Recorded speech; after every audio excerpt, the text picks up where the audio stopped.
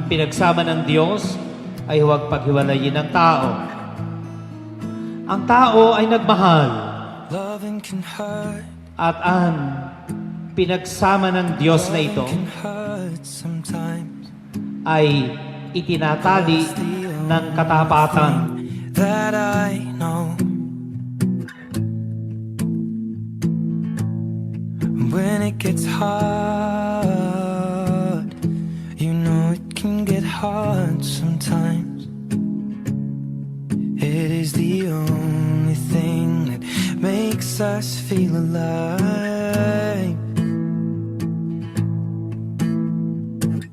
We keep this love in a photograph. We make these memories for ourselves, where our eyes are never closing, hearts are never broken. Sa buhay ng mga mag-asawang Katoliko, So you can keep ito ang hinahanap ng mundo. pocket of your That your love jeans with one another closer to should be faithful. me. Because only in the faithful love we can encounter and experience the Lord. Loving can heal. Loving can mend your soul. And it's the only thing that I know.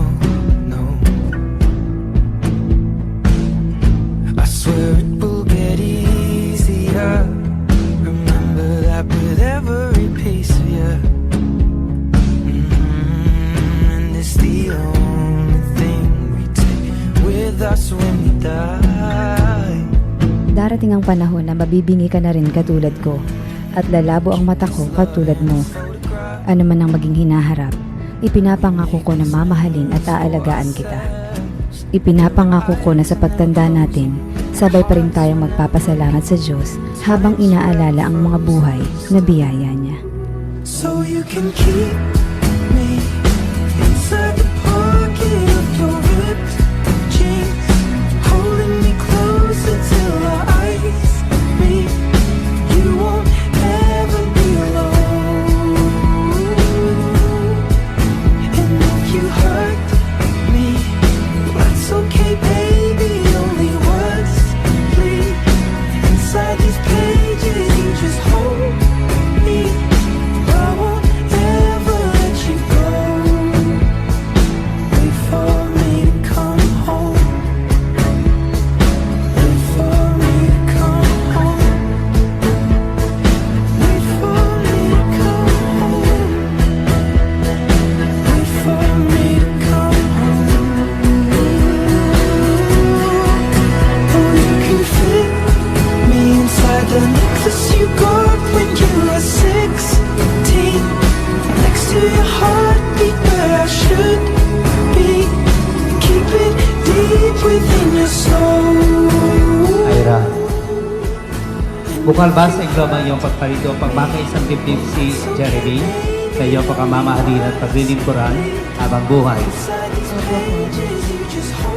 Jeremy, bukal ba sa igloma ang iyong pagparito pagmakaisang dibdib si Ira sa iyong pagkamamahalin at paglilingkuran habang buhay? Opo, pala.